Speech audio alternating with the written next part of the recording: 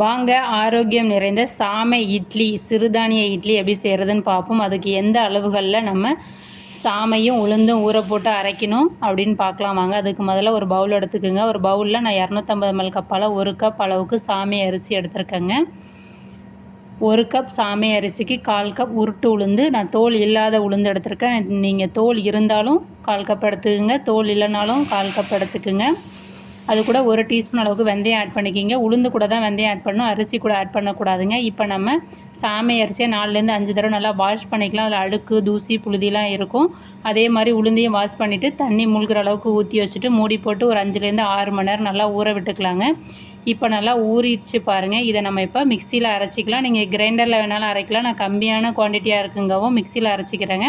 இப்போ நான் மிக்சியில் முதல்ல உளுந்தும் வெந்தயமும் சேர்த்து ஊற வச்சுருக்கோம் பார்த்தீங்களா, அதை நல்லா அரைச்சிக்கலாங்க. நம்ம எப்பொழுதும் இட்லி மாவுக்கு எப்படி அரைப்போமோ அதே மாதிரி அரைச்சிக்கலாங்க.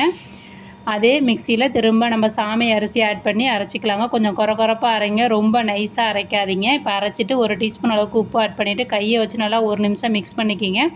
மிக்ஸ் பண்ணிவிட்டு நல்லா மாவை கரைச்சிருங்க. கரைச்ச பிறகு மூடி போட்டு மூடி வைங்க. ஒரு 8லேருந்து 10 மணி நேரம் நல்லா புளிக்கிட்டு, இப்போ மாவு நல்லா புளிச்சு வந்துருச்சு பாருங்கள்.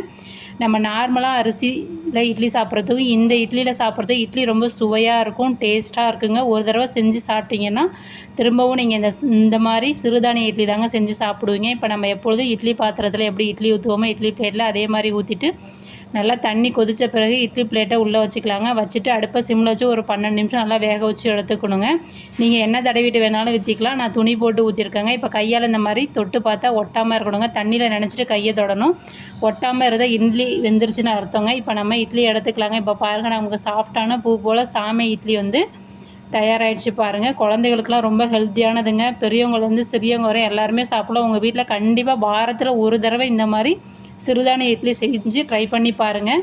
ட்ரை பண்ணிட்டீங்கன்னா நீங்கள் போக போக அப்புறமா நீங்கள் நார்மல் இட்லிக்கு பதில் இந்த இட்லிக்கு மாறிடுவீங்க. அவ்வளோ சுவையாக இருக்குங்க.